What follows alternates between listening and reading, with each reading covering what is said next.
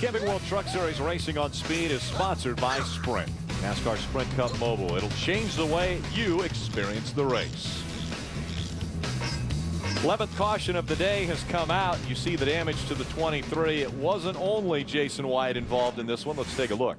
Todd Bodine gets on the inside of Max Pappas, and Max is okay with that. But his spotter must have said, clear behind Todd, and Jason said, no, it's not. And it might have been for a split second, but that's how quickly things happen here at Martinsville. Jason came along to try to take that spot, use that hole that Todd opened up, and unfortunately Max had already come back down to the bottom of the racetrack, and there's the contact, and James Busher right behind Jason White, absolutely nowhere to go, gets in the back of Jason. Worked out okay for Max. Max is still going. Jason's got some severe damage to that truck of his, the gunbroker.com Dodge. See, leaving the pit road there. Look at that truck. They pushed the hood back down. It looks like, well, it looks like short track racing. I think Jason's got a good truck here, too. Oh, he's got a great truck. He's been very competitive, but made a bit of a mistake.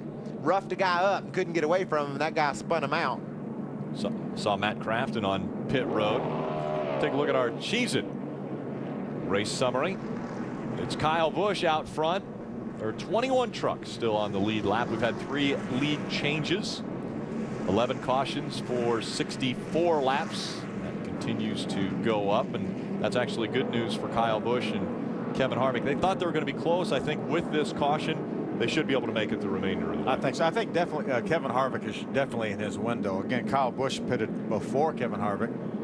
The 2 trucks behind Kyle Busch, Harvick and his teammate Ron Hornaday, were both faster than Kyle Busch as this race was unfolding there before the caution flew.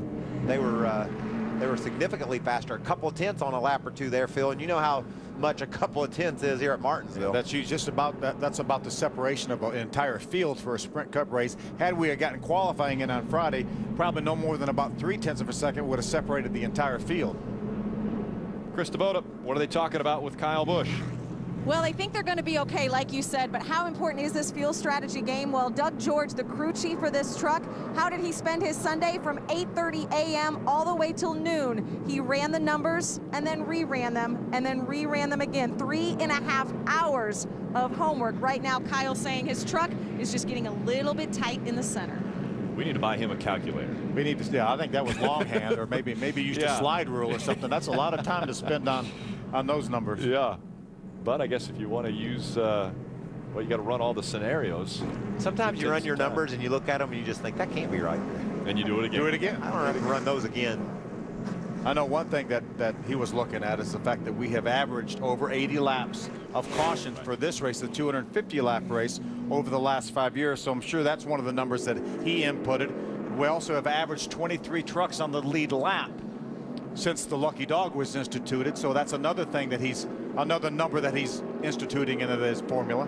Coming up this weekend, NASCAR moves to Texas. Our coverage begins on Friday with Sprint Cup Series practice on speed and then Sprint Cup Series qualifying. Then on Saturday, it's 2 sessions of Sprint Cup Series practice on speed.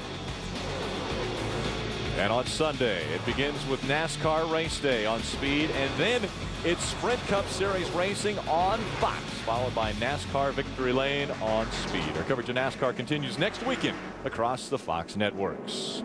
Green flag about to come back out. It is Kyle Busch, Kevin Harvick, 1 and 2. Ron Hornaday, fresher tires back there in 3rd. The battle has begun. Harvick looks to the inside early. Kyle Busch holding him off through 1 and 2. Crash into 1. Big crash for TJ Bell. Problems for the 11. Look at the damage to the back and front of that truck. Todd Bodine got down on the inside of TJ, and TJ just kept coming over and over, trying to hold Todd Bodine off, and Todd wasn't having any of it. I don't think TJ's too happy. Both ends of that Red Horse Racing Toyota. Here's Todd. Go up through the gears, gets down to the inside, and just TJ was kind of moving his way over there, and Todd made contact just about before it was even time to get on the brakes. That was a big crash here at Martinsville. You don't tear one up much worse than that here. Slammed into the inside wall and then kicked it back out to the outside wall, and you see frustration.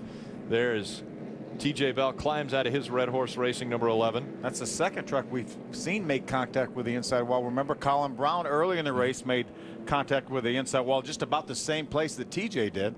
You know, you start cutting people off early in the race and you get by with it sometimes. But as it winds down, you get within 40 laps like we are now, you're not going to have a whole lot of patience because track position is so important and it's so tough to pass. Todd made a great restart, got on the inside of TJ, and decided he was going to stay there. Looks as though TJ's all right. He'll have to climb into the ambulance. He came into this race 8th in points. He's had a great start to the 2009 season. 3 top 12 finishes so far. He's going to climb into the ambulance now, but not happy at all with the 30 of Todd Bodine.